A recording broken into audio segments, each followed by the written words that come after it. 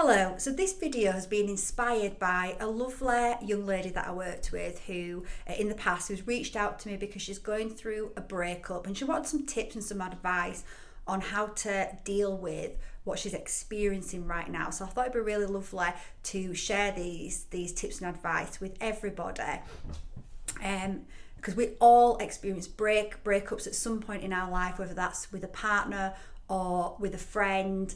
So hopefully this is going to help a few more people out there that are dealing with this right now. So my number one tip and advice for dealing with a breakup is allow yourself time to grieve that relationship. Allow yourself to feel those emotions, because often what people do is they feel they have to put a brave face on it. They feel like they've got to shut down those emotions. And when we do that, when we suppress emotions, it actually stores trauma in the body, and it's going to come back up at some point, because emotions, feelings that turn into emotions, are energy in motion, and energy must be allowed to flow through the body.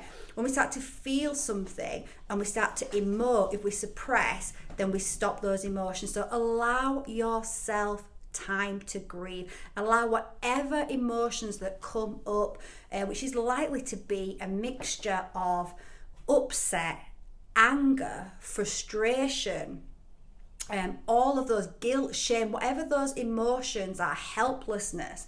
Allow yourself to feel those emotions. Let them move through the body. And as you allow yourself to feel them and allow them to move through, one way that you can help that on is to take some really deep breaths, so you can feel the emotions moving up the body, and as you breathe out, you can imagine that you're transmuting, alchemizing those emotions, allowing them to move through you. So that's the number one tip. Do not suppress. Allow the feelings, allow the emotions. It's natural to grieve when we're going through a breakup. Even if you are the one that's instigated the breakup, you're still going to feel feelings of loss and grief. So you've got to allow that to move through you. And there's no length of time that you can put on this. It may be that you feel that grief for a couple of days, weeks, months, but you shouldn't sit in your grief every single day. So whilst you are allowing that grief to move through you, as you allow those emotions to move through you, you're gonna have periods of relief. You're gonna feel relief because you're letting go of the emotions. You're not holding them in the body. So at those points where you feel some relief, where you feel a little bit lighter, then do something that is nurturing for yourself. Make sure, tip number 2 is that you do self-care. You nurture yourself. You're kind to yourself. You do things that make you feel good, and that might be a candle, essential oil bath, going for a walk. I definitely say get out into nature, going for a walk, watching a movie, preferably something that makes you laugh, spending time with friends and family that you do care about, that you love, going for a nice meal. So make sure once you have released those emotions and you feel that relief, that you do something kind for yourself, something loving, something nurturing, something uplifting, because you don't want to sit in your grief 24/7. Okay, so the next one is write yourself a letter.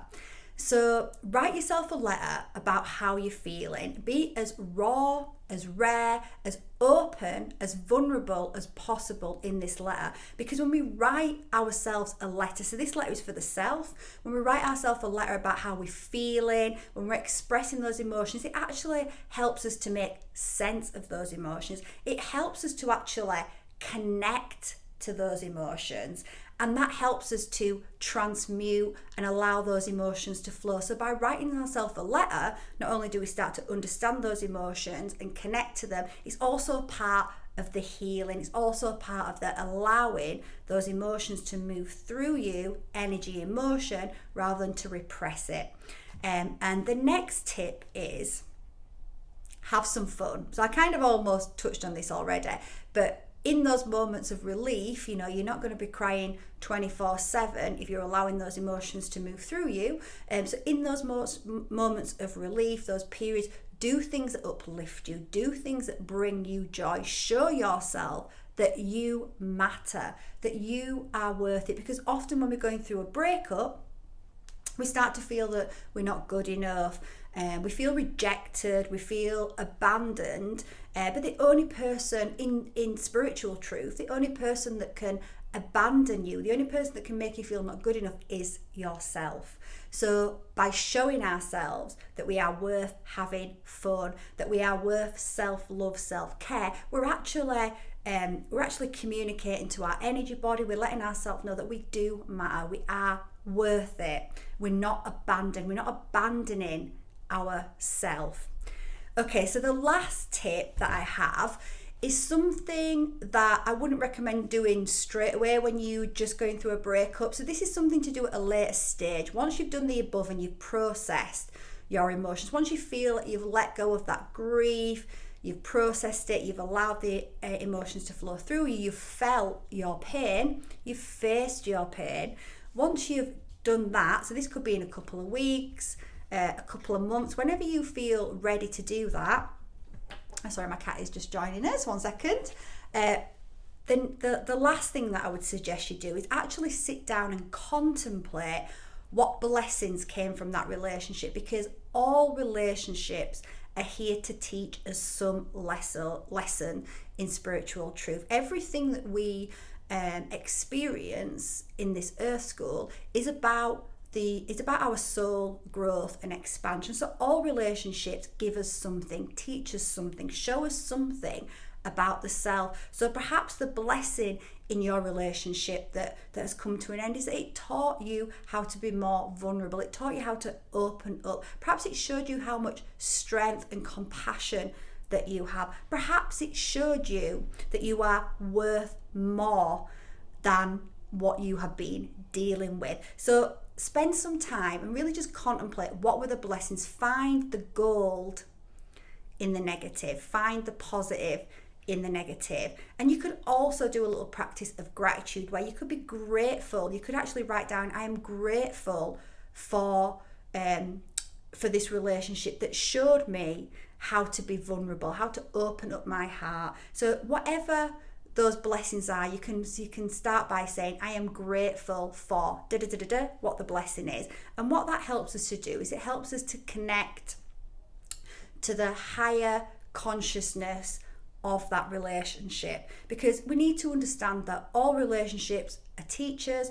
We are students and teacher both in those relationships, and also that on some level, even if we can't be conscious of it, we have chosen to have that experience, and that experience is actually helping to strip back conditions that are built up during childhood and during our teenagers to get back to the true self. So you can start to think about what it was in that relationship that you liked and what it was in that relationship that you didn't like. So it gives you the contrast. So you can start to focus on, what do I actually want out of my next relationship? What is important to me? Perhaps trust is important to you. Perhaps someone that can communicate is important to you. Perhaps someone that is kind and generous. So you can start to identify what are the important qualities that you want in your next relationship. Oh, I just wanted to add as well, when we do think about those qualities that we want in a relationship, we have to ask ourselves and look at ourselves and say, do I actually embody those qualities? Because if I'm wanting that in another, I must first develop that in self. So if I want somebody that is communicative, that can communicate, that can be open and vulnerable with me, I first need to be open and vulnerable with myself, and I then need to be able to express my openness and vulnerability. And what that does is it starts to shift your consciousness, your energy, and you start to align with a new vibration and frequency, and you start to attract to you a person, a relationship, an experience that is vibrating on that same consciousness level. So it's important that when we do identify what we really do want, the qualities, that we look at ourselves honestly and actually do the work on self to embody those qualities. And that is the journey to the true self, to the authentic self. And that takes willingness and devotion to self. And it's a continual journey. And as you go on that journey, as you have the courage to go on that journey, you're going to have much more rich experiences. Your relationships are going to be much deeper and more connected and much more fulfilling. So it is worth that effort and that focus on self. Okay, thank you.